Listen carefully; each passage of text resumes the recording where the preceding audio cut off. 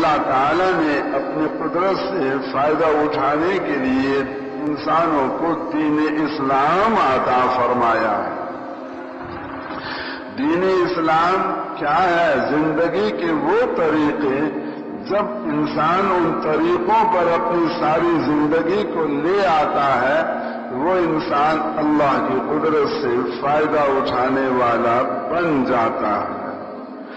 تو دین اسلام اللہ نے دیا ہی اس لیے ہے کہ ہر انسان پورے دین پر چلے اور دنیا اور آخرت کی پوری کامیابیاں حاصل کرے۔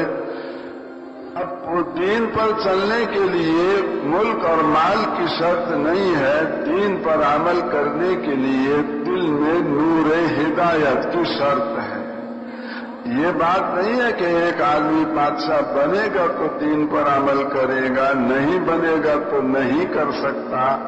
اور یہ بات بھی نہیں ہے کہ ایک آدمی مالدار بنے گا تو پھر دین پر عمل کرے گا، اگر وہ مالدار نہ بنا غریب آدمی دین پہ عمل نہیں کر سکتا، ایسی بات نہیں ہے۔ مالدار بھی دین پہ عمل کر سکتا ہے، غریب بھی کر سکتا ہے، بادشاہ بھی کر سکتا ہے، جس کے پاس ایک بھی ہوتا نہیں وہ بھی اللہ کے دین پر عمل کر سکتا ہے۔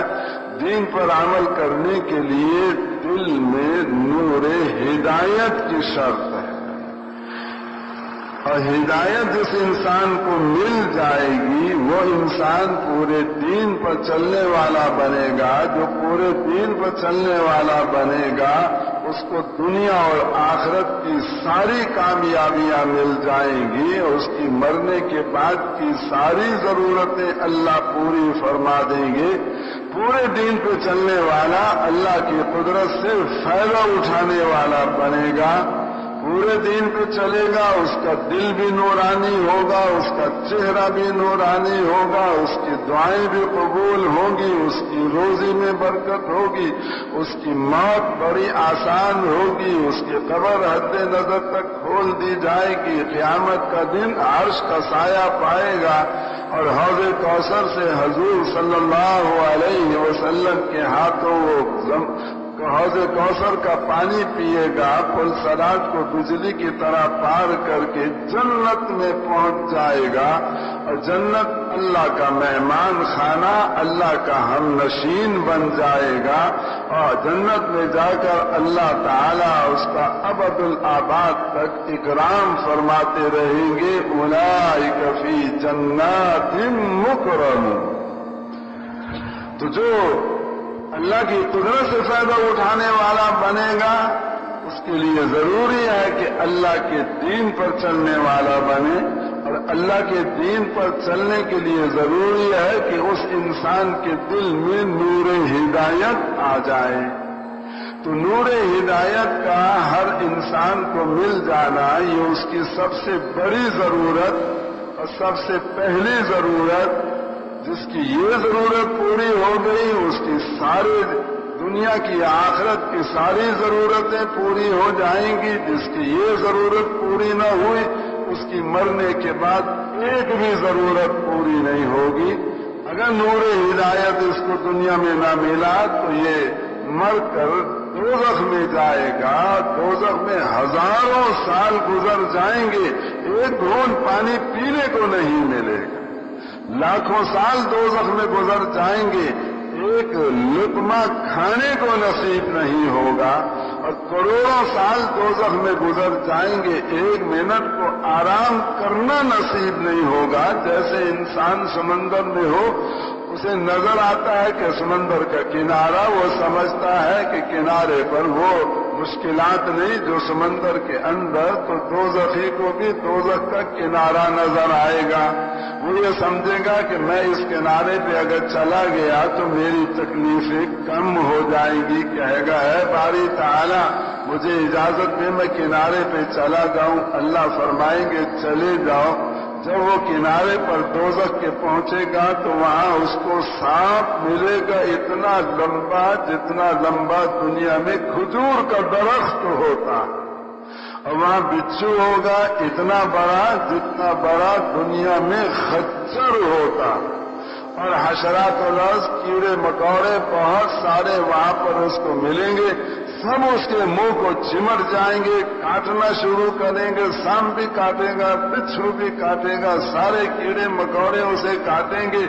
इतनी तकलीफ होगी कहेगा अल्लाह मैं यहाँ नहीं रहता, मुझे दोज़ख के अंदर भेज दे वापस, मैं नहीं रहता इसके किनारे पर। तो जो इंसान अल्लाह की कुदरत से फायदा उठाने वाला न बना, वो इंसान मरने के बाद ऐसी दोज़ख में डाला जाएगा जहां की तकलीफों का हम इस दुनिया में अंदाजा नहीं कर सकते। अल्लाह की कुदरत से फायदा उठाने के लिए अल्लाह के पूरे दीन पे चलना, और पूरे दीन पे चलने के लिए हिदायत का नूर दिल में आना, ये इंसान हर इंसान की सबसे पहली जरूरत, सबसे बड़ी जरूरत, एक चपरासी से लेकर बादशाह तक उसकी भी सबसे पहली जरूरत है नूर हिदायत का मिल जाना। कुरान मजीद में बहुत सारी दुआएं जिक्र की गई हैं, लेकिन कुरान मजीद में सबसे पहली दुआ क्या है?